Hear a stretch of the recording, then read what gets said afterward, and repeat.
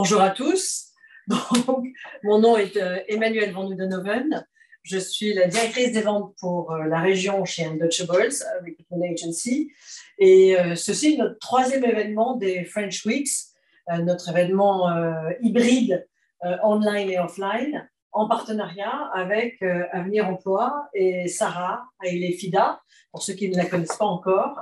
Sarah est présidente de la fondation Avenir Emploi, fondation qui est basée à Amsterdam, mais qui rayonne finalement sur l'ensemble du territoire, tout comme nous, et qui est chargée d'accompagner les candidats français qui intègrent le marché du travail néerlandais, avec un accompagnement sur mesure et un accompagnement qui est aussi basé sur l'entraide, souvent ce qui rend le réseau très sympa. Je sais, j'ai vu les slides de Sarah, donc je sais qu'elle va se présenter elle-même, donc je vais faire ça court. On a un atelier aujourd'hui d'1 heure sur le CV, aujourd'hui qui se trouve à être à Eindhoven. Demain, même horaire à Amsterdam, dans le bureau d'Amsterdam, pour parler du profil LinkedIn. Donc merci de vous joindre à nous, aussi bien online que offline. Vous n'avez pas été très nombreux à nous rejoindre dans les bureaux, mais c'est sympathique de vous voir. Et je laisse la parole à Sarah. Et pour ceux qui ont des entretiens en ligne, notamment, restez en ligne avec nous. Vous serez redirigés après l'atelier vers un breakout room pour votre entretien individuel. Voilà, merci. Merci Emmanuel. Alors, du coup,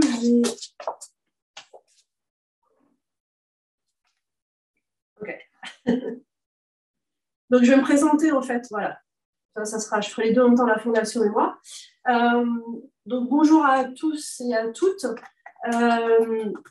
Donc, pour me présenter rapidement, moi, j'ai eu 6 métiers différents dans ma carrière. Le dernier, depuis 2 ans, en tant que recruteuse pour la Chambre de commerce franco-néerlandaise. J'ai une activité donc salariée en tant que recruteuse. J'ai une activité indépendante en tant que coach de carrière. Et j'ai une activité bénévole donc au sein de la Fondation Avenir Emploi Pays-Bas, dont je suis présidente depuis 2015, mais qui existe depuis 2012. Et l'objectif de la Fondation Avenir Emploi Pays-Bas, c'est d'accompagner les francophones dans leur insertion sur le marché de l'emploi néerlandais, comme l'a dit Emmanuel. Mais au sein de cette fondation, j'ai aussi créé une communauté d'indépendants qui s'appelle le Café ZZP, qui existe sur Facebook et qui compte aujourd'hui plus de 1200 membres. Donc, on essaye vraiment de la Fondation de couvrir à la fois l'emploi et l'entrepreneuriat et d'aider les gens qui veulent à la fois s'insérer sur le marché de l'emploi et les personnes qui voudraient éventuellement créer leur activité aux Pays-Bas, que ce soit en tant qu'indépendant, freelance, entrepreneur, etc. Donc, on organise pas mal d'activités au sein d'Avenir Emploi tout au long de l'année. Chaque mois, ou plus ou moins chaque mois, on fait des cafés emploi. Donc, les cafés emploi, c'est vraiment pour accueillir les gens et discuter de leur recherche d'emploi, donner des conseils au groupe, ce qui permet aussi aux gens qui viennent d'arriver, par exemple, de créer des liens, de commencer à développer leur réseau avec les autres personnes rencontrées lors des cafés emploi. On organise 1 fois par an Objectif Emploi, qui est une grosse journée dédiée à l'emploi. On fait plusieurs ateliers pendant la journée. Parfois, on la couple aussi avec une journée sur l'entrepreneuriat. Cette année, on a fait Objectif Emploi en mars et maintenant, on fait en partenariat avec Untouchables des rendez-vous de l'emploi, ce qui nous permet aussi de visiter les Pays-Bas, en fait, plutôt que de faire les activités à Amsterdam. Et on organise aussi pour les indépendants des ateliers mensuels et aussi des rencontres plus conviviales, des rencontres plus informatives ou de la formation, pour que chacun puisse y trouver son compte. Donc, l'idée, c'est vraiment accueillir les francophones et les aider dans leur insertion professionnelle, qu'elle soit en tant qu'indépendant ou en tant que salarié. Donc aujourd'hui, on va parler du CV. Alors tout d'abord, si parmi vous, enfin en tout cas si parmi les personnes en ligne, il y a des gens qui ont assisté à Objectif Emploi et à mon atelier sur le CV Objectif Emploi, c'est le même. Je ne vais pas réinventer la roue entre mars et maintenant. J'ai conservé les slides et c'est le même atelier. Donc on va démarrer avec une petite question pour vous. Et cette question est qui a un CV à envoyer, quelle que soit l'offre, c'est-à-dire est-ce que vous avez un seul CV que vous envoyez à toutes les offres auxquelles vous répondez. Donc, pour les personnes en ligne, Emmanuel est en train de vous dire comment vous connecter à menti.com. Pour les personnes dans la salle, il faut prendre votre téléphone portable, aller sur menti.com, utiliser le code qui est marqué en haut qui est 109 247 99. Voilà. Et vous pouvez répondre à la question. Donc, est-ce que vous avez un seul CV qui est toujours le même que vous envoyez quelle que soit l'offre, ou est-ce qu'à chaque offre, vous faites un CV différent, ou en tout cas, légèrement différent?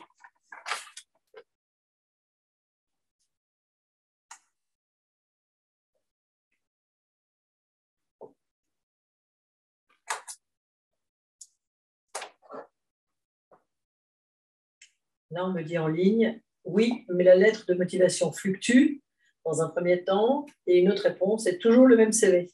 Alors, la lettre de motivation, newsflash, tous les recruteurs ne la lisent pas. Donc, on estime qu'environ 30% des recruteurs lisent la lettre de motivation, même quand ils la demandent. Ce qui veut dire que si vous tablez toute la personnalisation sur la lettre de motivation et qu'elle n'est pas lue, vous ratez peut-être une occasion d'adapter votre CV pour que le CV parle de lui-même. Là, on me dit le CV change un peu, mais pas des masses, étant la même personne. Ce qui est intéressant. Ce qui est intéressant et ce qui est vrai, et ce qui est juste, évidemment, vous n'allez pas devenir quelqu'un d'autre avec un nouveau CV, mais le changer et l'adapter à l'offre à laquelle vous répondez, ça peut avoir un gros impact et en fonction de la façon dont vous allez en fait formuler votre CV et vous présenter. Est-ce qu'on est bon sur les réponses? Ok. Alors, le programme pour aujourd'hui, c'est d'apprendre à présenter votre CV, utiliser les bons mots-clés. On y reviendra et ça fait partie de l'adaptation que vous pouvez faire sur chaque CV par rapport à l'offre à laquelle vous répondez. Comment présenter vos expériences pour qu'elles soient vraiment intéressantes pour les recruteurs. Rédiger un résumé, c'est la partie dont on va discuter qui est vraiment au début du CV, et mettre en valeur vos compétences. À la fin, je vous donnerai 2-3 pistes pour les cas particuliers. On y reviendra quand on en sera à la fin. Alors, avant de commencer sur comment réaliser et rédiger votre CV, ce que je conseille à tous mes clients de faire, c'est de rédiger en fait un master CV, c'est-à-dire un CV qui va contenir toutes vos expériences. Les stages, les petits boulots, tous les jobs que vous avez eus dans votre vie, éventuellement même les activités bénévoles pour lesquelles vous avez joué un rôle et dans lesquelles vous avez pu acquérir des compétences. Donc, ce master CV, il va faire, je ne sais pas, en fonction de votre âge et de votre expérience, il va faire de 5 à 20 pages, par exemple. Mais il ne sera jamais utilisé comme tel en tant que CV. L'idée, c'est de dire, je rédige quelque part toutes mes expériences. D'abord, pour s'en souvenir, parce que plus vous allez avoir d'expérience, plus c'est compliqué de se souvenir de ce qu'on a fait quand on avait 18 ans. Je parle d'expérience. Donc, rédiger ce master CV, les stages, les jobs étudiants, etc., etc. Pour chaque expérience, prenez le temps de décrire ce que vous avez fait dans le poste et 2-3 réussites que vous avez eues dans ce poste-là. Encore une fois, ça peut être un stage, ça peut être une activité, un job étudiant, tout ce que vous avez eu comme activité. À un moment ou à un autre, vous vous êtes dit, ah ouais, ça c'est chouette, ça j'ai réussi, c'est quelque chose qui a apporté vraiment un plus à l'organisation dans laquelle j'étais. Donc, essayez de vous en souvenir, de l'écrire et de le rédiger sous forme de petite histoire. Genre, voilà quelle était la situation. Je vous expliquerai à la fin comment faire ça. Voilà quelle était la situation, voilà ce que j'ai fait, voilà ce que ça a fait gagner à l'organisation. Pas forcément en termes d'argent, ça peut être n'importe quoi que vous avez apporté à l'organisation à ce moment-là. Et utilisez ce CV comme une base. Et à chaque fois que vous répondrez à une offre, vous irez puiser dans ce CV les petites histoires que vous aurez rédigées, les petites expériences, les réussites que vous aurez déjà rédigées, qui pourront vous servir à soutenir vos compétences. Parce que le but du jeu, c'est de convaincre le recruteur que vous avez des compétences dont il a besoin. Et arriver dans un rendez-vous, un entretien, ou même répondre à une offre en disant « Moi, je suis la reine de la communication », c'est hyper cool. Mais si vous dites « Moi, je suis la reine de la communication parce que j'ai réussi ça, ça, ça et ça comme projet de communication », c'est vachement plus fort et vachement plus impactant. Et on va parler de ça pendant toute la présentation. Deuxième sondage.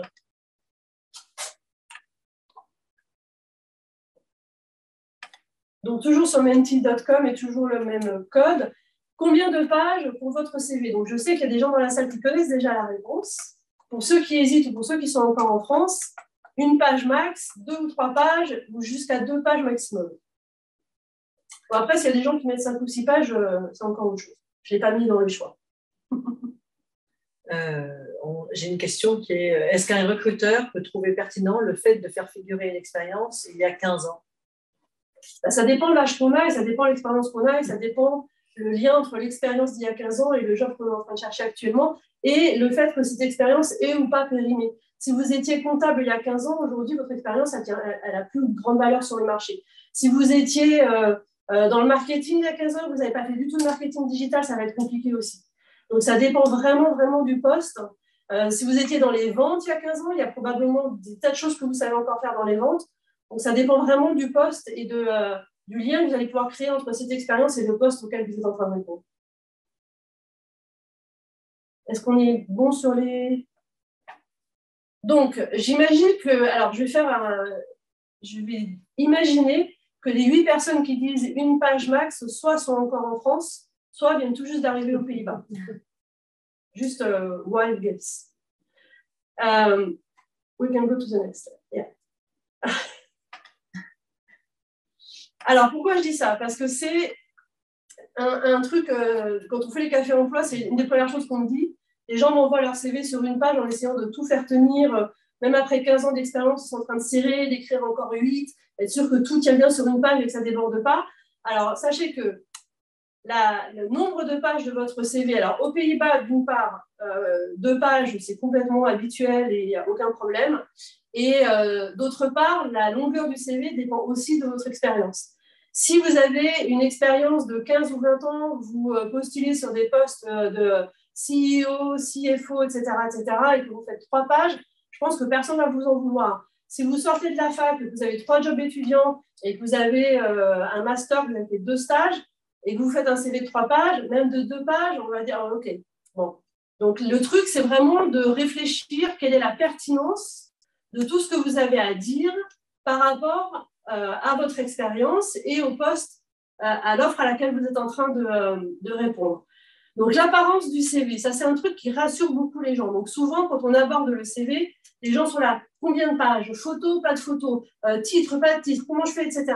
L'apparence du CV, c'est d'une part la chose la plus facile à régler, parce que voilà, vous savez ce que vous voulez faire apparaître ou pas, et d'autre part la chose la moins importante. Donc, le plus facile, le moins important, la forme du CV. Donc, partez sur 2 pages si vous pensez qu'il vous faut 2 pages, et ensuite déclinez ce que vous allez mettre sur votre CV à peu près dans l'ordre que j'ai mis là, c'est-à-dire vous et vos coordonnées. J'ai mis à jour en gras, ça va vous paraître évident, mais le nombre de fois où on reçoit des CV où le numéro de téléphone est plus bon, où l'email contient une faute d'orthographe, donc on ne peut pas contacter les gens, on ne peut pas les joindre, etc. C'est un peu dommage de se tirer une balle dans le pied dès le premier paragraphe de votre CV, donc vérifiez les coordonnées, que ce soit bien à jour et que ce soit bien sans erreur. Un résumé ou un profil professionnel, on va en parler un peu plus longuement tout à l'heure, qui consiste en quelques lignes, éventuellement suivies de plus, à définir un peu plus, à raconter un peu plus qui vous êtes professionnellement.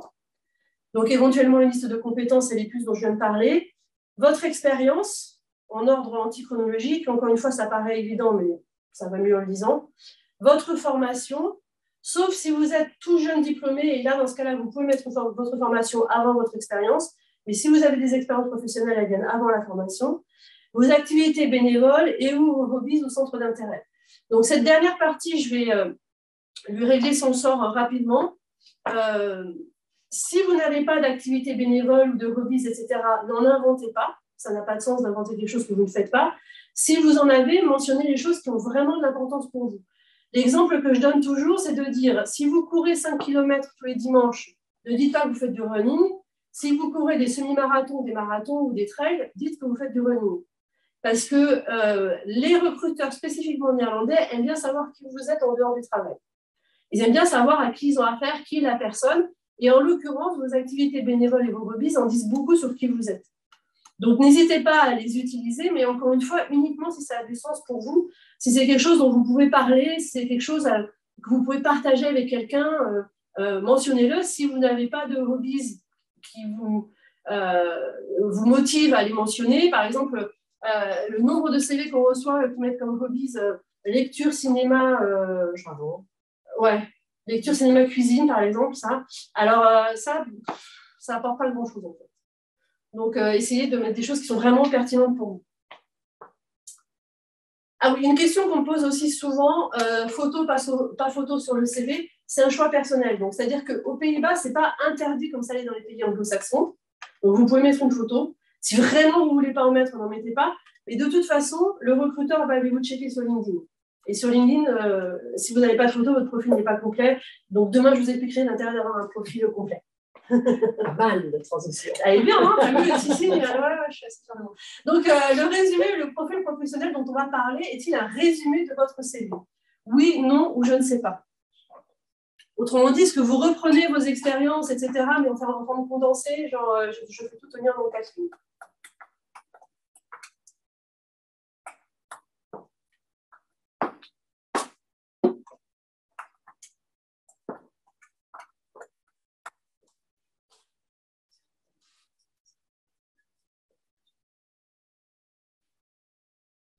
Alors, oui, non, je ne sais pas. Est-ce qu'on a d'autres réponses ou est-ce que les gens qui voulaient se prononcer se sont prononcés? Vous avez 5 secondes.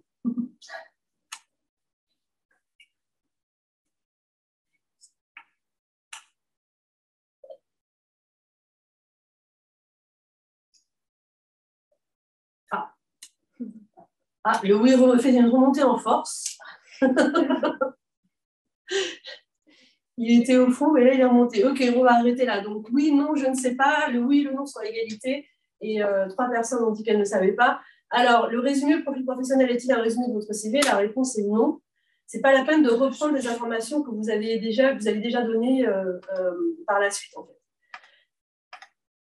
Voilà. Donc, à mon avis, le résumé, c'est la partie la plus importante de votre CV. C'est l'équivalent, ça serait la bande-annonce d'un film, littéralement. C'est-à-dire qu'il faut que quand le recruteur, qui, vous l'avez certainement lu partout sur Internet, c'est mentionné à peu près partout, le recruteur ne passe que 5 secondes, ou 7 secondes, ou 10 secondes, ou 20 secondes à la première lecture du CV, ou peu importe. La première lecture, elle est souvent rapide, c'est vrai. On ne va pas non plus vous dire qu'on le lit en détail de haut en bas au premier passage. Mais si votre résumé est bien fait, il joue exactement le même rôle que la bande-annonce d'un film. Il donne envie d'aller voir plus loin et d'aller lire plus loin les expériences. Donc, c'est vraiment un truc à soigner, prendre le temps de le travailler, de l'écrire, de réfléchir. Et c'est là que vous avez aussi le maximum de possibilités pour adapter votre CV à chaque offre. Donc, qu'est-ce que vous allez mettre dans ce résumé? Vous allez y mettre 3 points principaux qui sont qui vous êtes en tant que professionnel, ce que vous allez apporter à l'entreprise en termes d'expérience et de qualité, et les résultats que vous obtenez. Alors, tout ça en pas trop de lignes quand même. Donc, il ne faut pas non plus que ça prenne la moitié de la première page.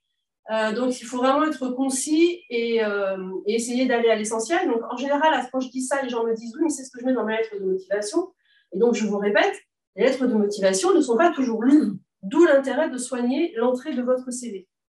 Et avant le résumé, donc au début de votre CV, vous allez mettre un titre. Et ce titre de CV, ce n'est pas curriculum vitae. Le titre du CV, ça va être le titre du poste auquel vous êtes en train de répondre. Si vous êtes en train de postuler à un poste de Customer Service en français, bah, vous allez mettre French Speaking Customer Service, par exemple.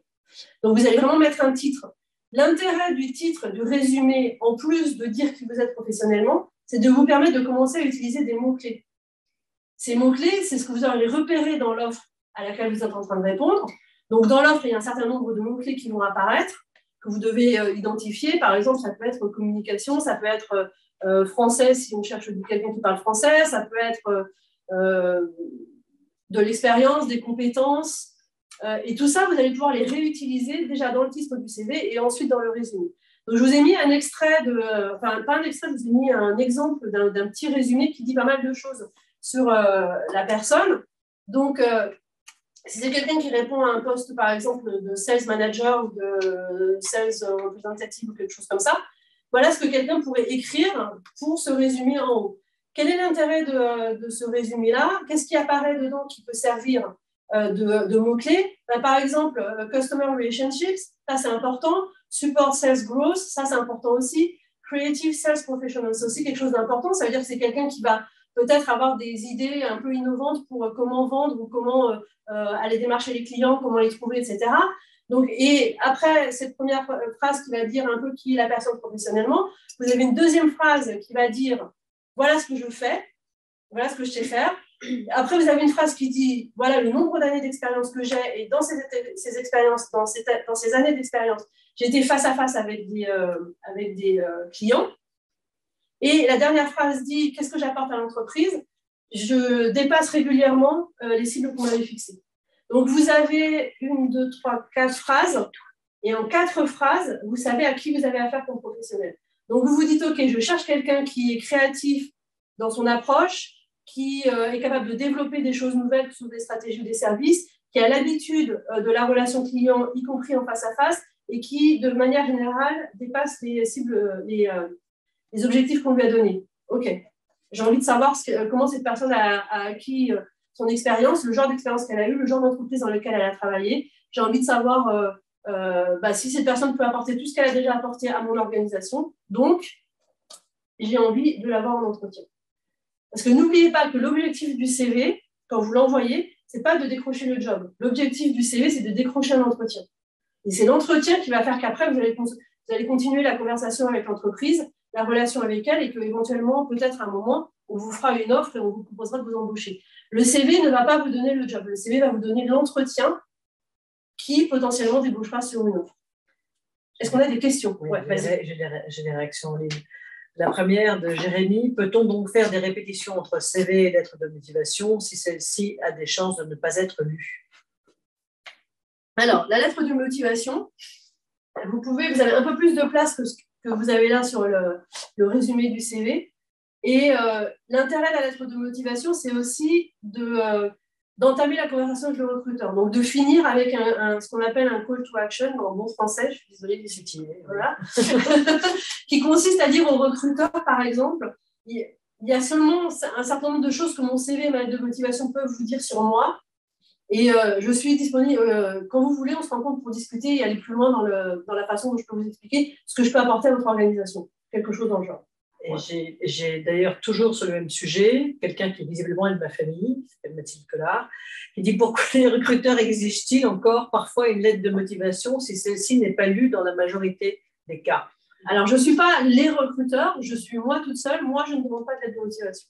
Alors, je peux peut-être réagir là-dessus. Je pense que la raison principale, en tous les cas, chez Indutchables, pour laquelle nous, on demande une lettre de motivation, très souvent, c'est parce que ça permet d'être rajouté au dossier. Par exemple, lorsque vous n'êtes pas francophone et que le poste est en français et qu'on va vous demander une lettre de motivation en français, qui est quelque chose qu'on va joindre au dossier qu'on remet à notre interlocuteur chez notre client, donc à l'entreprise. Juste pour lui montrer, lui donner un échantillon, soit parce qu'il y a quelqu'un qui est français ou francophone en face, soit tout simplement parce que chez nous, par exemple, je suis la seule française, et donc même n'étant pas recruteuse, je fais passer des petits tests en français et je demande systématiquement une lettre de motivation. Le contenu n'est pas toujours le premier objectif de la lettre de motivation. Ouais, c'est ce que j'allais dire, c'est-à-dire que moi, ça va être le système inverse. Tu veux recruter des néerlandophones, oui. Et parfois j'ai des Français qui répondent parce qu'ils parlent néerlandais. Et en effet, un des premiers moyens d'avoir une idée de leur niveau de néerlandais, c'est une lettre de motivation en néerlandais. Mais là aussi, comme le dit Emmanuel, l'objectif, c'est pas le fond, c'est la forme, c'est la rédaction en néerlandais. Après, il peut aussi y avoir des entreprises dans lesquelles le recruteur ne lira pas la lettre de motivation, mais il sait que le manager qui va participer au recrutement voudra lire la lettre de motivation. Donc, il peut y avoir plusieurs raisons pour lesquelles on la demande. Enfin, personnellement, je ne les demande pas, sauf si je veux tester le néerlandais. Voilà.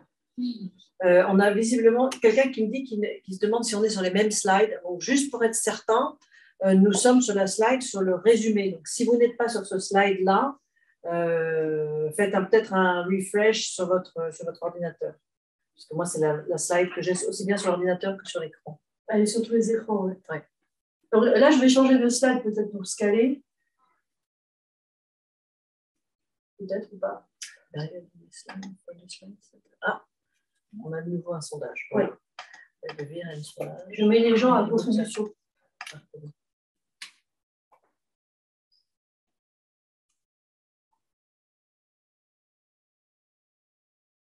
Alors, votre CV est une description de vos expériences et de vos responsabilités. Là, j'ai une première réaction, je pense que c'est sur la précédente. Il faut bien comprendre, il s'agirait de rédiger un CV en néerlandais, mais sous un format proche d'un CV anglais. Là, je ne comprends pas la question. En fait. Moi non plus. En fait, on ne parle pas d'un CV en néerlandais, on parle d'un CV quelle que soit la langue, un CV en anglais pour une démarche de recherche de job aux Pays-Bas, tout simplement. Je pense que ce soit en néerlandais, là en l'occurrence, c'est plus souvent en anglais oui. qu'en néerlandais. Ok, donc là, on a une totale unanimité sur le fait que c'est une description de vos expériences et de vos responsabilités. Alors, oui et non, la réponse va être... La réponse va être oui et non, dans le sens où ce qui est important sur votre CV, c'est la façon dont vous allez présenter, enfin, une des choses importantes sur votre CV, en plus du résumé, etc., c'est de montrer à l'entreprise la valeur, enfin, ce que vous allez pouvoir lui apporter. Une entreprise qui recrute, quel que soit le poste pour lequel elle recrute, c'est une entreprise qui a un problème à résoudre. Son problème, ça va être gérer le customer service, augmenter les ventes, changer son image de marque, travailler sur son marketing et changer l'image de ses produits, etc. Une entreprise qui recrute, une entreprise qui a un problème à résoudre. L'objectif de votre CV, c'est de lui montrer comment vous allez résoudre ce problème. Donc, faire un catalogue d'expériences, je pense que c'est la prochaine slide. Voilà. Faire un catalogue d'expériences en donnant des titres de poste et en mettant dedans quelle était la définition de votre poste, c'est une occasion manquée de montrer à l'entreprise en quoi vous, personnellement, vous allez pouvoir lui apporter quelque chose. Donc, par exemple, si vous mettez que vous avez été sales manager et qu'ensuite vous dites « j'étais chargé de ceci, cela, etc. », c'est la définition de poste. Littéralement, toutes les personnes qui ont eu un poste de sales manager peuvent écrire la même chose. J'étais responsable de ceci, cela et autre chose. L'intérêt pour vous, c'est de dire que vous étiez sales manager, qu'est-ce que vous avez fait en tant que sales manager, qu'est-ce que vous avez apporté à l'entreprise, qu'est-ce que vous avez réussi pour l'entreprise, comment vous avez tenu le poste, comment vous, personnellement, avec vos compétences, votre expérience, vos qualités, vous avez occupé le poste. Faire un catalogue d'expériences en mode j'ai eu tel poste, voilà la définition du poste, j'ai eu tel poste, voilà la définition du poste, ça donne une idée du parcours que vous avez eu, ça ne donne pas une très claire idée de qui vous êtes en tant que professionnel et ce que vous allez pouvoir apporter vous personnellement à l'entreprise.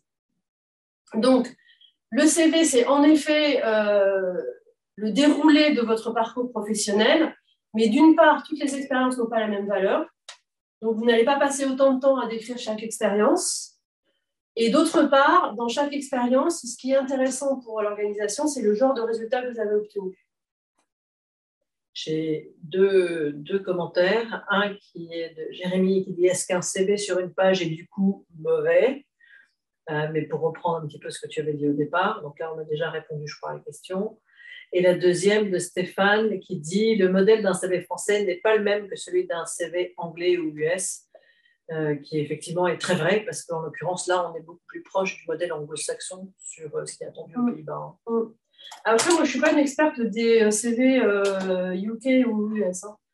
Je connais assez bien les CV qui fonctionnent aux Pays-Bas. Et donc, le format, c'est ce qu'on disait tout à l'heure, c'est-à-dire 2 pages en moyenne, voilà, pour trancher la question. Et puis, ce que je dis là, la partie résumée est, à mon avis, super importante, voire la plus importante. Et ensuite, la façon dont vous décrivez vos expériences. C'est d'abord, c'est l'occasion d'utiliser le maximum de mots-clés, toujours utile pour être repéré par les petits moteurs de recherche qui cherchent qui vous êtes sur Internet. Et d'autre part, c'est une façon de dire qui vous êtes professionnellement et ce que vous allez rendre comme service à l'entreprise. Et c'est ça que l'entreprise attend. Alors, effectivement, sur des postes de customer service, peut-être qu'il n'y a pas besoin de rentrer plus dans le détail que j'ai été customer service à tel endroit, tel endroit, tel endroit, parce que ce qu'on attend de vous, c'est que vous soyez capable de gérer des clients. Mais si vous pouvez décrire des moments où vous avez réussi des choses en tant que customer service, ça sera toujours un atout. Et même pour des postes qui n'ont rien à voir avec le customer service. Si vous êtes capable de dire, moi, j'ai eu à faire face à des clients qui étaient... un jour, il m'est arrivé d'avoir affaire à un client qui était extrêmement difficile et mécontent du service qu'on lui avait rendu. Voilà comment j'ai retourné la situation, voilà comment j'ai fait que le client était finalement satisfait. Ça, globalement, dans n'importe quel poste, on va trouver que vous êtes quelqu'un de bien. Donc, Et puis, même sur un poste de customer service, on peut très bien avoir différentes données, différents paramètres qui rentrent en ligne de compte. On va nous demander aussi bien de faire de l'account management que de gérer des retours ou de gérer plus du commercial, d'être plus ou moins commercial, etc. Donc, tout ça, c'est important, justement. Ou d'être plus ou moins, d'avoir fait du customer service dans des secteurs plus ou moins techniques, ça va être aussi quelque chose qui va jouer un rôle si vous cherchez d'autres postes. Alors là, j'ai plein de réactions. Mais si on fait ou recherche des emplois en n'ayant que des expériences exécutives sans réel apport, si on a fait du travail à la chaîne, comment dire qu'on a apporté quelque chose à l'entreprise pour l'expérience? C'est la première réaction. Ça dépend sur quel poste vous postulez, en fait. Oui. C'est difficile à dire dans l'absolu. Moi, je suis persuadée que sur le travail à la chaîne et en creusant un petit peu la façon dont ça se passait, sur, je ne sais pas, les process, est-ce qu'à un moment ou à un autre, vous avez proposé de changer quelque chose, ou est-ce qu'à un moment ou à un autre, il y a eu un problème sur la chaîne et vous avez aidé à résoudre le problème? Dans l'absolu, c'est difficile à dire, mais tout métier donne des compétences. Il faut creuser un peu pour savoir les formuler, savoir en tirer le maximum de parti. Et dans toute expérience professionnelle, il y a des moments où on résout des problèmes. Et en fait, l'histoire, les petites réussites que vous pouvez, petites d'ailleurs, ça sonne dévalorisant pour le dire comme ça, mais les réussites que vous pouvez mentionner, encore une fois, ça n'a pas besoin d'être j'ai fait gagner 2 millions de dollars à ma boîte parce que j'ai trouvé un nouveau client. Ça peut être aussi des réussites qualitatives. Il y avait un process qui ne marchait pas très bien. J'ai proposé qu'on se réunisse et qu'on en discute pour améliorer le process. Ça, c'est une réussite. Là, je donne souvent cet exemple-là avec le Covid, mais quand on est tous passés en travail à la maison, on a perdu en communication au sein de l'équipe. J'ai proposé que tous les matins, on se retrouve pour faire une petite réunion, juste pour se dire bonjour, savoir comment tout le monde allait, etc. Ça, c'est une réussite. C'est quelque chose qui montre que vous prenez des initiatives, que vous avez des idées, que vous ne vous arrêtez pas à la situation, mais vous vous dites, voilà, il y a une situation, il y a un truc qui, à mon avis, dysfonctionne, qu'est-ce qu'on pourrait faire pour que ça se passe mieux? C'est aussi une réussite que vous pouvez mentionner. Toutes les réussites que vous allez mentionner sur votre CV, on en parlera demain sur le profil LinkedIn ou en entretien, n'ont pas besoin d'être des réussites financières pour l'organisation. Ça peut être des choses qualitatives aussi. Et des réussites modestes. Effectivement, ça correspond tout à fait à la réponse que je pense attendait Jérémy, qui dit en tant que simple employé, entre guillemets, je ne pense pas avoir jamais apporté de grandes choses, valeurs, plus-value aux entreprises pour lesquelles j'ai travaillé. Ouais. Alors, encore une fois, une réussite, c'est pas j'ai fait gagner tant de millions d'euros à mon entreprise. Une réussite, c'est à l'échelle de 2 personnes, je sais pas, ça peut être beaucoup de choses différentes, mais ça peut être un jour dans l'équipe, il y a eu un désaccord entre 2 personnes qui risquaient de mal tourner. J'ai proposé qu'on intervienne de telle façon et qu'on en discute de telle façon, ça a résolu le conflit. Boum, ça c'est une réussite. Il y avait un process qui ne me paraissait pas très bien fonctionner pour, je ne sais pas, la relation client dans le CRM ou peu importe. J'ai proposé qu'on en discute et qu'on trouve une autre solution, qu'on a trouvée tous ensemble, etc. Ça, c'est une réussite. Ce n'est pas du tout quelque chose de réservé à des postes à haute responsabilité ou à gros portefeuille de clients. Pas du tout. Et j'ai Stéphane qui nous demande, est-ce qu'il est possible de nous montrer, c'est une question qu'on a régulièrement, de nous montrer l'exemple d'un CV qui correspond à ce qui vient d'être dit. Alors, là, je vais faire la réponse qui énerve tout le monde, mais j'assume cette réponse. Fuyez à grands pas les modèles de CV. Le problème du modèle de CV, c'est que vous allez prendre un modèle de CV et que vous allez essayer de faire rentrer votre expérience et votre histoire et votre parcours dans un modèle qui n'est pas vous. Alors que le CV, au bout du raisonnement, c'est du bon sens. Qu'est-ce qui est important dans mon parcours, mon expérience, mes compétences pour l'offre à laquelle je suis en train de répondre? Donc, partez de l'offre à laquelle vous voulez répondre ou des offres auxquelles vous voulez répondre. Analysez ces offres, trouvez les mots-clés, faites-vous une idée de ce que l'entreprise recherche et construisez votre CV en fonction de ça. Je ne donne jamais de modèle de CV. Et je sais que ça énerve tout le monde. Parce qu'on aurait envie de prendre le truc en mode recette et puis je suis le truc et voilà, et en fait, ça ne marche pas toujours, même rarement. Donc ça, en fait, je viens d'en parler aussi, mais donner des exemples précis et tangibles. Encore une fois, si vous avez des résultats chiffrés, très bien, donnez des résultats chiffrés. Quand c'est possible et que vous n'êtes pas en train de rompre la confidentialité de vos précédents employeurs, si vous ne pouvez pas donner des chiffres précis parce qu'il y a une question de confidentialité, donnez des fourchettes, genre des pourcentages, etc. Essayez de rester, mais montrez vous avez contribué, si vous êtes dans la vente, par exemple, à un moment ou à un autre, il faut donner des chiffres. Donc, ça peut être des pourcentages ou des comparaisons, des choses comme ça. Vous pouvez donner des résultats qualitatifs. Je viens de vous donner des exemples juste avant. Et comment choisir les exemples? Évidemment, il faut que ce soit des exemples qui sont en rapport avec le poste auquel vous êtes en train de répondre. Si vous postulez pour un poste de relation client et que vous donnez que des exemples de... et encore, même si c'est la relation client, vous pouvez avoir de la vente dedans. Donc, des exemples chiffrés pourraient fonctionner. Mais essayez d'adapter les exemples que vous donnez au poste auquel vous êtes en train de répondre. Et donnez pas des exemples pour donner des exemples. Ça n'a pas de sens non plus. Alors, Stéphane revient à la charge avec l'exemple de CV. Il dit non pas pour le copier, mais justement pour savoir comment présenter une expérience professionnelle. Ok, j'ai pas d'exemple de CV dans la présentation, donc je ne peux pas vous en donner. Moi non plus. Je serais presque tentée de demander aux personnes qui sont dans la salle de nous montrer leur CV, parce que j'en ai vu un tout à l'heure qui est très lisible, justement. Ouais, et je pense que ça, c'est un des points qui est vraiment ça, ou alors, Stéphane, on a son adresse mail, et on se fait une petite note quelque part pour lui envoyer un CV qui nous semble être cohérent avec soit avec l'autorisation de la personne qui l'a fait, enfin voilà, une solution.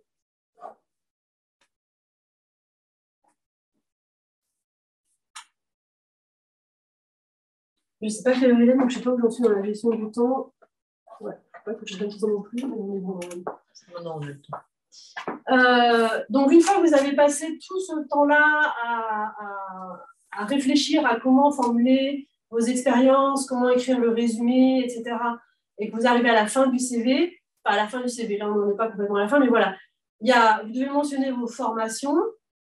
Il n'y a pas grand-chose à dire sur la formation, sauf que, encore une fois, soyez cohérents, c'est-à-dire que si vous avez 15 ans d'expérience, ne mettez pas la date de votre baccalauréat. Surtout si entre-temps vous avez eu d'autres diplômes. Si le baccalauréat est le dernier diplôme que vous avez obtenu et que vous avez à côté de ça d'autres diplômes qui peuvent être des CAP, des BEP, etc., mentionnez votre baccalauréat. C'est encore une fois une question de parcours. Est-ce que ça a du sens de mentionner le baccalauréat dans votre parcours?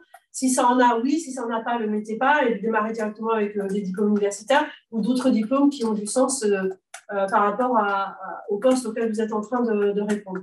Les compétences linguistiques. Alors ici, aux Pays-Bas, elles vont être fondamentales. Donc vous pouvez aussi les mettre sous le résumé au début du CV en mettant les langues dans lesquelles vous pouvez travailler. Je précise bien les langues dans lesquelles vous pouvez travailler. Ce n'est pas la peine de mettre toutes les langues dans lesquelles vous savez baragouiner quelques mots.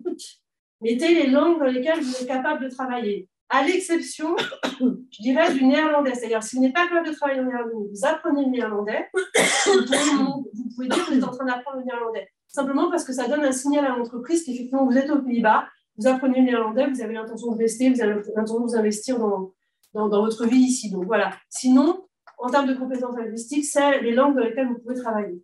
Compétences informatiques, pareil. Celles qui sont vraiment mobilisables pour vous. Allez pas parce que ça fait bien ou vous pensez que c'est quelque chose qui est... Allez pas vous inventer des compétences informatiques. À un moment ou à un autre, ça va être compliqué pour vous. Donc vraiment celles dans lesquelles vous êtes confortable. Les certificats, tout ce qui est certificat, licence, etc., qui peuvent avoir du sens pour le poste auquel vous répondez, vous pouvez aussi les mentionner. Par exemple, dans le project management, c'est souvent des certifications qui sont demandées en Scrum, etc. Si vous les avez, vous les mentionnez. Si vous ne les avez pas, vous ne les mentionnez pas. Si vous êtes en train de le faire, vous pouvez aussi les mentionner. Et donc, ce que je mettais tout à l'heure au début aussi, hobbies et centres d'intérêt, encore une fois, si ça a du sens pour vous, que c'est quelque chose dont vous souhaitez, voilà, qui a de l'importance dans votre vie et dont vous vous sentez capable de discuter avec un manager intéressé. À ce sujet-là, je donne toujours l'exemple d'une de mes clientes qui avait son brevet de planeur. Elle ne le mettait pas dans son CV. Je lui ai dit, c'est vraiment dommage parce que ça dit plein de choses sur toi, en fait, d'avoir passé ton brevet de planeur. Ça dit ton approche du risque, clairement, parce que partir toute seule en planeur, ben voilà. Ça dit ta persévérance aussi, parce que ce n'est pas quelque chose qu'on fait du jour au lendemain. Et en plus, ça attire l'attention parce qu'on se dit, waouh, quelqu'un qui a un brevet de planeur, je vais bien discuter avec elle. Ça ne veut pas dire que vous allez avoir un entretien si votre CV ne correspond pas au poste. Ça veut dire que parmi plusieurs CV qui correspondent au poste, le recruteur a envie de vous connaître et de savoir qui vous êtes. Voilà. Alors, encore une fois, tout le monde n'a pas son brevet de planeur et je ne suis pas en train de vous dire qu'il n'y a que ces gens-là qui sortent du lot. C'est juste une question encore une fois, de hobbies et de centres d'intérêt. Si ça a du sens pour vous, si ça vous passionne, si c'est quelque chose qui en dit beaucoup sur vous, partagez-le. Encore une fois, les recruteurs néerlandais aiment bien en savoir plus savoir sur vous en dehors du travail. qui vous êtes en dehors du travail. En fait, tu as répondu à la question de Safa qui demandait s'il fallait ajouter des formations non certifiantes au CV. Alors, ça va vraiment dépendre de comment vous vous êtes formé, ce que ça vous a apporté et est-ce que c'est fondamental pour les postes auxquels vous répondez. Parce que, et spécifiquement maintenant après le Covid, il y a quand même plein de gens qui se sont formés pendant les confinements en suivant des MOOC en ligne, et qui n'ont pas forcément acheté la certification à la fin. Parce que, globalement, dans beaucoup de formations en ligne, on peut suivre la formation gratuitement, mais si on veut avoir le badge de certification, il faut payer. Il y a plein de gens qui se sont formés comme ça. Si cette formation vous a apporté quelque chose professionnellement, vous pouvez l'utiliser dans votre activité, ça a du sens pour le poste auquel vous répondez, n'hésitez pas à les mentionner. Si vous les avez fait pendant le confinement, n'hésitez pas à les mentionner. Si vous l'avez fait à une période où vous étiez sans emploi, n'hésitez pas à les mentionner aussi. Ça va simplement indiquer aux recruteurs que quand vous n'êtes pas en train de travailler, vous êtes curieux et vous vous formez et vous essayez d'apprendre d'autres choses et de vous développer. Donc, c'est jamais un mauvais point. Vous pouvez toujours le mentionner.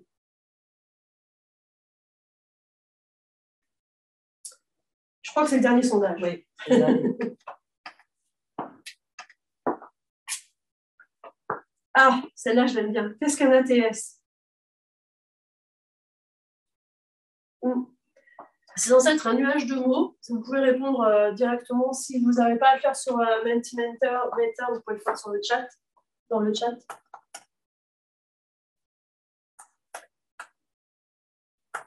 Alors, sur le chat, on me dit acronyme anglais ou français. On me demande aussi, ça c'est une question qui est intéressante, si on a des trous dans un CV, est-ce grave? Ça, j'en parle à la fin. Et ATS, acronyme anglais.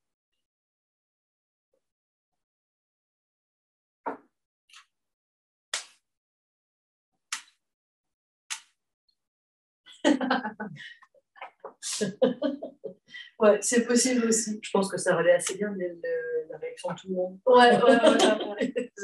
Pas de réponse.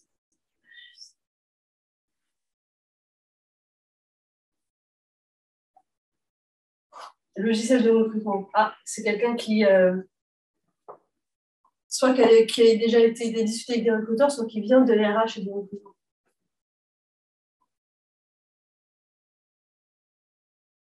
Bon, on va pas y passer. Non. Ouais. We can go to it.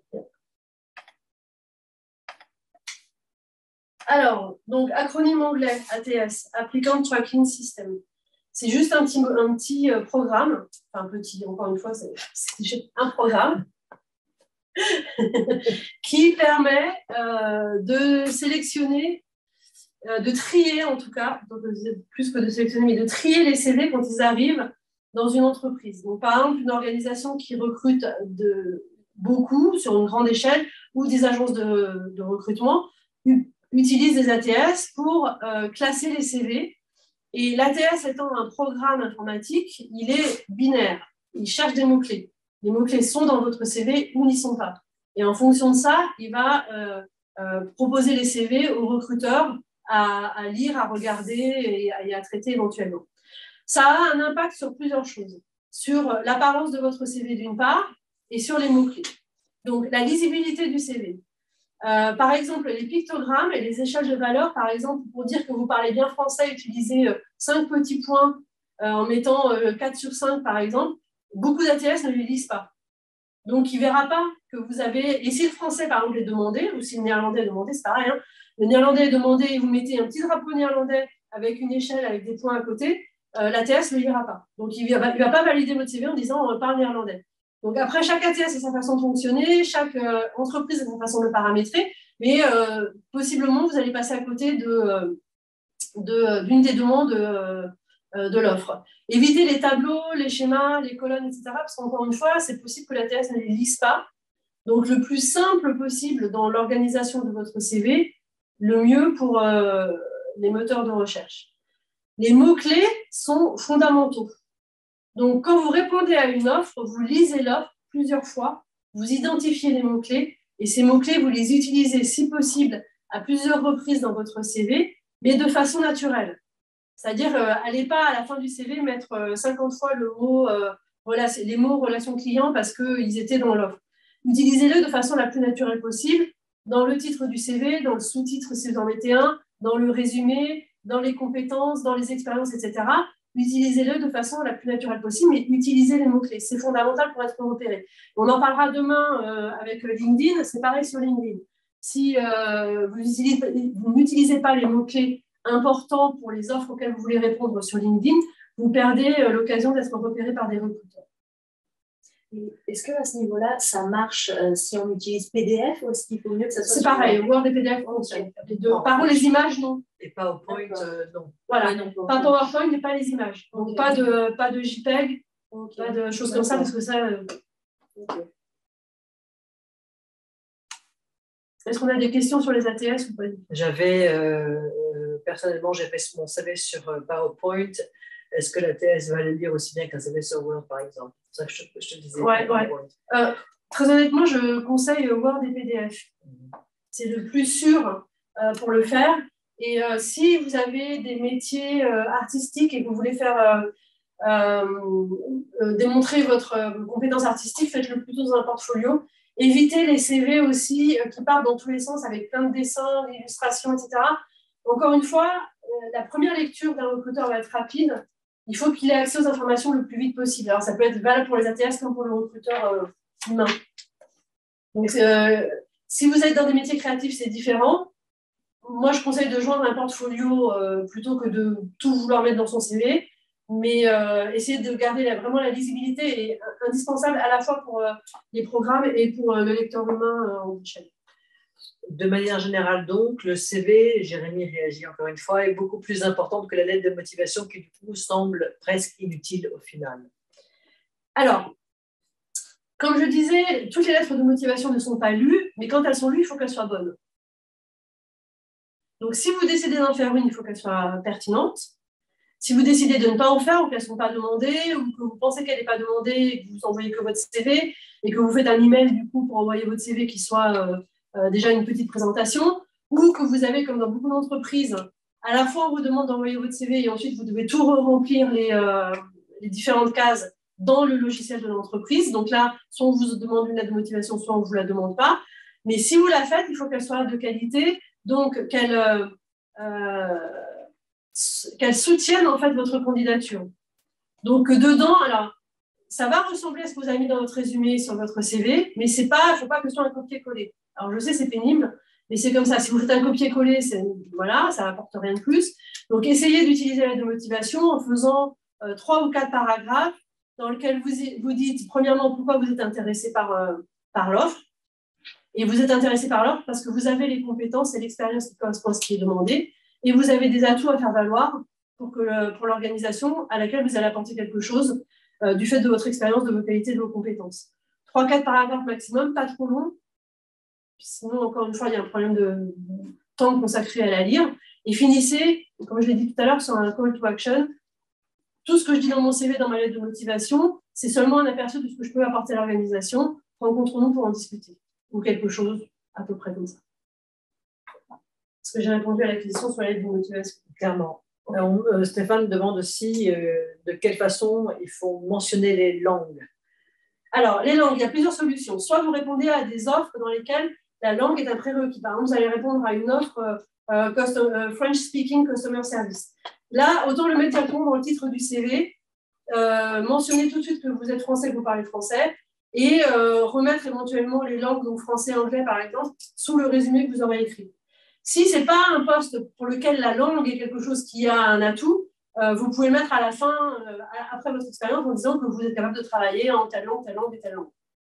Mais si c'est quelque chose qui est demandé, mettez-le dès le début, comme ça c'est clair pour tout le monde que vous avez le prérequis linguistique. Et si dans les offres d'emploi, il y a une langue qui est demandée comme étant un prérequis ou qu'on demande un niveau professionnel, etc., ne répondez pas si vous n'avez pas ce niveau-là. Parce que ce que vous pouvez faire en revanche, c'est appeler le recruteur s'il a laissé ses coordonnées dans l'offre ou son email, le contacter en disant, alors ça c'est typiquement pour des offres qui vont être rédigées en néerlandais, vous avez un petit niveau de néerlandais, donc vous comprenez l'offre, mais vous savez que vous n'allez pas réussir à travailler en néerlandais. S'il y a un contact dans l'offre, contactez le recruteur et dites-lui, voilà, j'ai vu que l'offre était en néerlandais, il n'y a pas mention forcément de mon niveau de néerlandais, du niveau de néerlandais nécessaire pour le boulot. Moi, je parle néerlandais à tel niveau. Est-ce que vous pensez que vu mon expérience, mes compétences, etc., que je vous explique un petit peu, ça vaut la peine que je postule ou pas? L'avantage, alors d'une part, c'est bien vu aux Pays-Bas de contacter le recruteur quand il a laissé ses coordonnées en amont, contrairement à la France, où il ne laisse pas leurs coordonnées, mais ici, c'est bien vu, pour deux raisons. Première raison, si vous ne correspondez pas du tout au poste, ça vous fait gagner du temps à vous et au recruteur. Donc, vous parlez avec la personne au téléphone un quart d'heure, vous lui envoyez un mail, etc., ça vous fait gagner du temps. Si en revanche, vous correspondez au poste, au moment où les CV arriveront, vous aurez l'avantage d'avoir déjà fait connaissance avec le recruteur et lui d'avoir déjà fait connaissance avec vous. Donc, n'hésitez pas, s'il y a un email ou un numéro de téléphone et le nom d'une personne de contact, et c'est souvent le cas, souvent, c'est quand même le cas dans les offres d'emploi aux Pays-Bas, il y a marqué pour toute question supplémentaire, contactez un tel, faites-le, vraiment faites-le, et posez des vraies questions sur le poste. Montrez votre intérêt, posez des vraies questions, essayez d'en apprendre le plus possible sur l'organisation, le poste, etc. N'hésitez pas à le faire. C'est pas facile, si le téléphone, ça vous fait un peu peur, faites-le par email, mais s'il y a un numéro de téléphone, n'hésitez pas à le faire. J'appuie totalement Sarah dans ce domaine-là. Je pense qu'il est primordial d'arriver à prendre son téléphone et d'avoir un contact en live avec les recruteurs.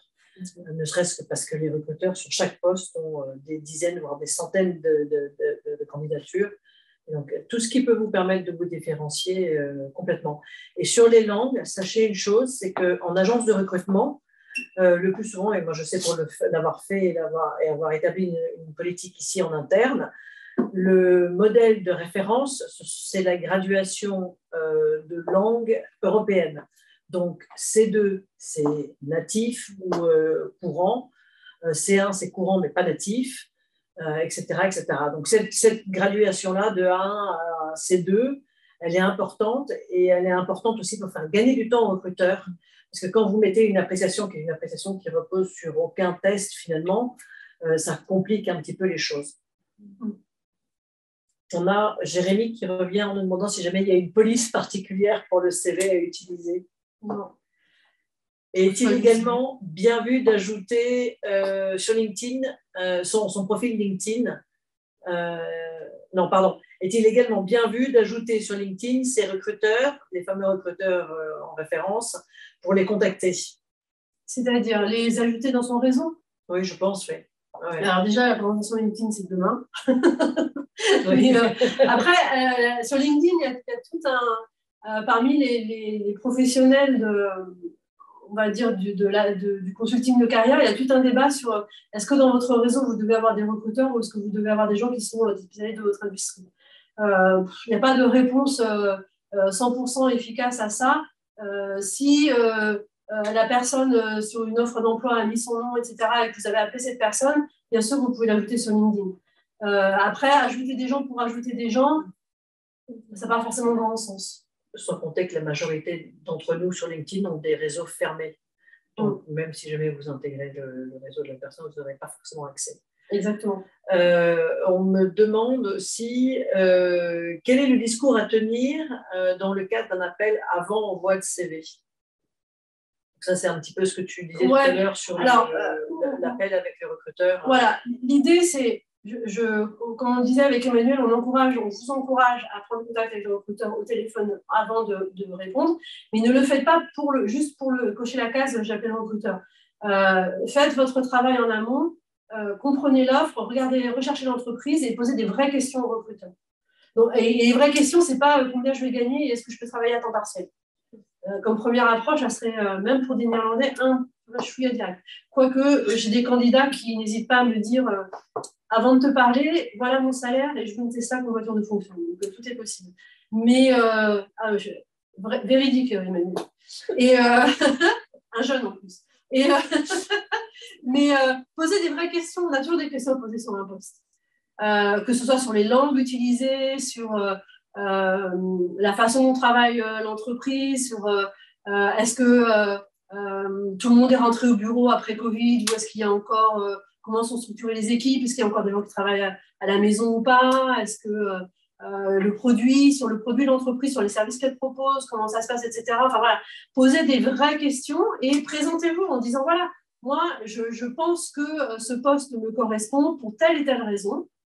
Là, je vois qu'il y a ce point-là. Est-ce que tu peux m'en dire davantage? Est-ce que c'est un prérequis? Est-ce que c'est un plus à avoir? Est-ce que, enfin voilà, essayez de parler de l'offre, essayez de parler de vous, de votre parcours, etc. C'est vraiment Moi, alors je sais que quand on vient de France, parfois on n'a pas ce sentiment-là, et je sais aussi que chacun d'entre vous peut avoir eu des expériences désagréables avec des recruteurs. Ça peut arriver, encore une fois, Emmanuel et moi, on ne représente pas tous les recruteurs, on ne représente que nous-mêmes sur ce coup-là, mais pour moi, un processus de recrutement, c'est une conversation, c'est un échange, et c'est apprendre à se connaître en fait. Alors après, moi, je recrute pas du tout à grande échelle, hein, je travaille sur peu de postes à l'année, donc j'ai un peu de temps sur chaque poste et ça me permet aussi de creuser davantage. Mais de manière générale, une entreprise n'embauche pas juste des compétences, elle embauche une personne. Et il faut que cette personne soit bien dans l'entreprise et que l'entreprise soit bien avec cette personne, au niveau de l'équipe, au niveau du service, etc. Donc, le plus vous avez de conversations sur le poste avant même de répondre, parce que peut-être même en appelant le recruteur, vous allez vous dire finalement, cette boîte, elle n'était pas pour moi. Par exemple, typiquement, ce qui peut arriver, c'est une offre d'emploi ou une entreprise qui se présente comme étant hyper internationale, prête à accueillir toutes les nationalités, les origines, etc. Et puis, vous allez parler à la personne qui s'est mise en référence dans l'offre et vous allez vous rendre compte dans la façon dont elle va vous présenter l'équipe, etc., que, en gros, vous allez être le premier international dans l'équipe. Donc oui, ils ont envie d'être international, c'est sûr, et ils sont pleins de bonne volonté, mais vous allez être le premier international dans l'équipe. Est-ce que vous avez envie de cette place? Est-ce que vous vous sentez capable de le faire? Est-ce que vous connaissez suffisamment la culture de travail néerlandaise pour être confortable en étant la seule personne non néerlandaise dans l'entreprise? Ça peut être aussi pour vous un no-go, ça peut être un moment où vous vous dites, ouais, finalement, ce poste-là, il n'est pas tellement pour moi et je ne vais pas y répondre. Donc tout ça, c'est une conversation, c'est un échange, c'est en apprendre sur l'entreprise comme l'entreprise va en apprendre sur vous en tant que personne. Et la notion de culturel fit et compagnie fit est excessivement importante aux Pays-Bas, hein, ça c'est certain. Alors on revient avec la question sur la taille de la police pour le CV. J'ai envie de dire, c'est pas une science exacte, mais voilà. Il faut que ce soit lisible sans qu'on ait besoin de loupe. Est-ce que ça va comme réponse? Arial 11, voilà. Vous voulez être du côté le plus sûr possible, Arial 11. Là, vous êtes tranquille. C'est lisible pour tout le monde et tout va bien. Alors, les cas particuliers, il me reste 3 minutes, donc je voudrais quand même juste les évoquer. Donc, après une ou plusieurs interruptions, c'est-à-dire quand vous avez des trous dans votre parcours, quelles qu'en soient les raisons. Alors, d'une part, n'essayez pas de les cacher. Ça ne sert à rien d'essayer d'étirer les dates. Alors, s'il vous manque 3 mois quelque part, voilà, mais ça ne sert à rien d'essayer d'étirer les dates sur des postes, etc. Quand on recrute quelqu'un, on demande des références. Donc, on va appeler les gens et leur demander comment vous étiez, comment ça s'est passé, etc.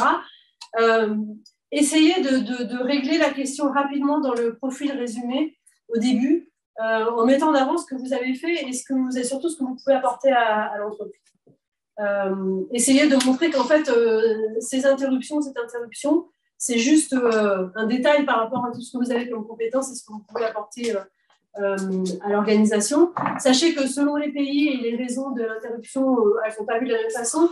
Aux Pays-Bas, par exemple, typiquement, une femme qui va dire « j'ai interrompu ma carrière pendant 3-4 ans pour m'occuper de mes enfants en bas âge », c'est pas un problème. Donc, c'est vraiment... Et donc voilà, le truc c'est, encore une fois,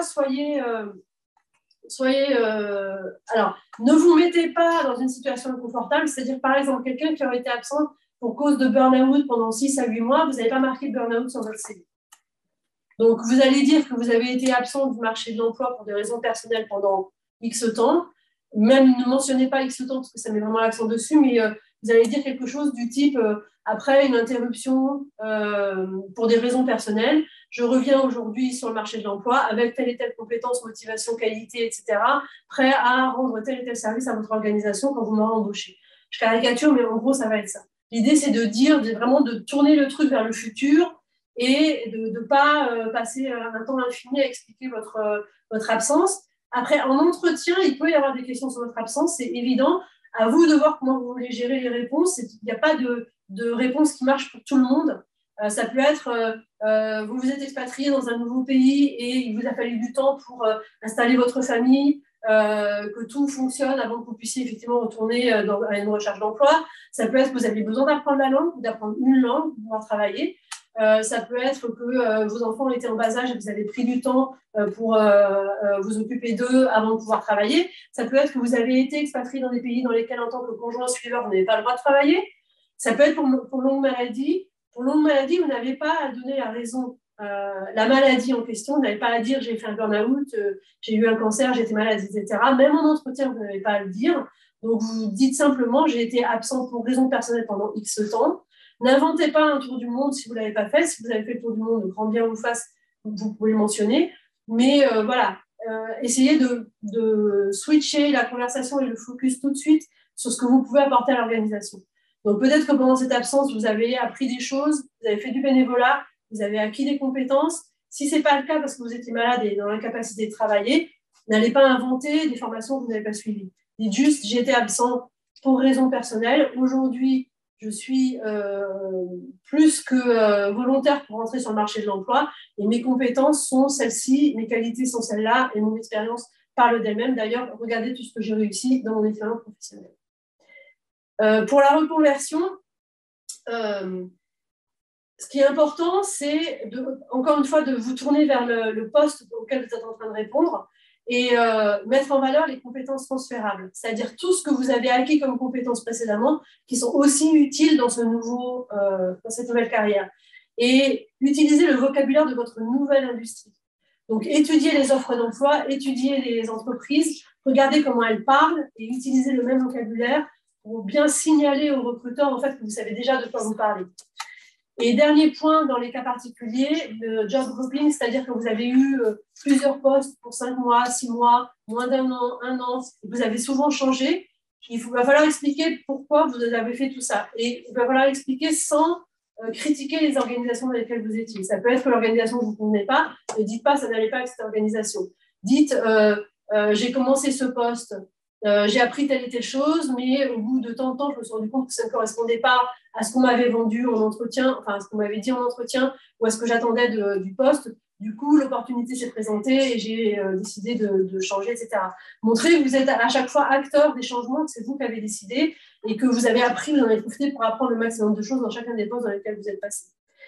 Il y a d'autres slides derrière, on va arrêter là parce que les autres slides s'appliquent plutôt à l'entretien qu'au CV à proprement parler.